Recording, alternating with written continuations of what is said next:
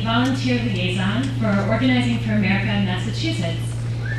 We are very lucky today to have as our next guest Mitch Stewart, who traveled from Washington, D.C. to join us here in Boston.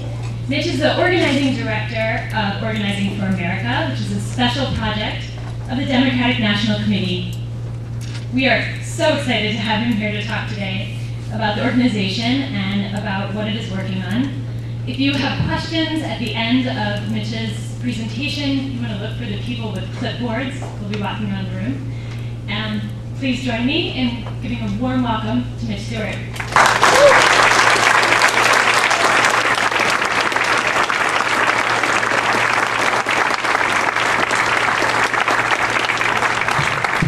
Thank you. I had a very, very powerful PowerPoint, but I will just my attempt at humor. I know it's early.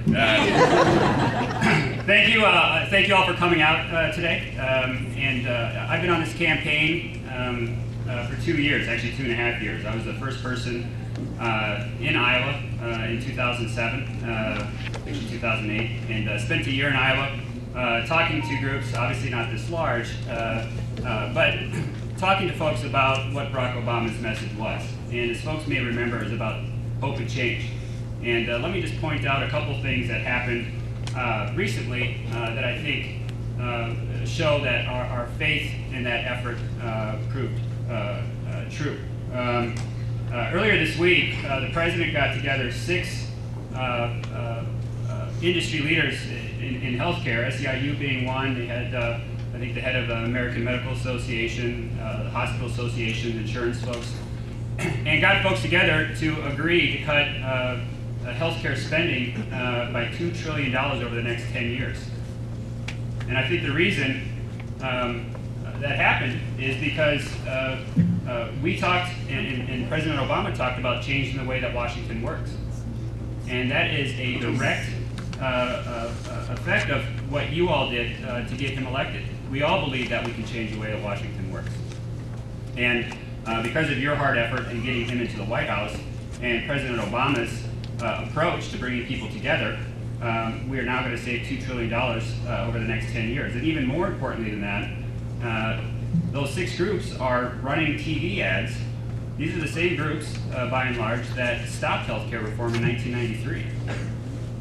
These 6 groups now are running TV ads together saying that they're going to stand with the president for healthcare reform.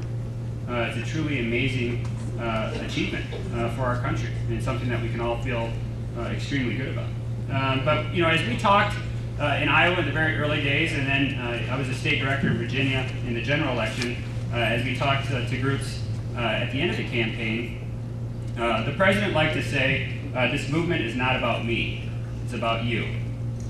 And on November 4th, when we achieved what we thought was our ultimate goal, President Obama told us all that our work was not yet done. I don't know about you, but I sort of took a deep breath. I was hoping for a little vacation, but he's a hard-working man, and told us that on November 4th, we still have a lot of work to do. All we've accomplished up to this point was providing ourselves with the opportunity to make the change that we all fought so hard for a reality. So from those conversations, Organizing for America was born. It's basically the continuation of the supporters in the communities across this country that we all built together, and redirecting our efforts away from electoral campaigning to policy advocacy. When the campaign was over, we sent out an online detailed survey asking folks to tell us what they wanted to do. About 575,000 people responded. And the #1 response to that question of what's next was, we want to support the president's agenda. The second highest response was they wanted to, you wanted to continue this movement. So that's basically what Organizing for America is. We're here to support the president's policy agenda. Nothing will ever be higher than that as far as our priorities. The second is to continue recruiting, training, and building this grassroots organization that we have over these past 2 years. So just to give you, a quick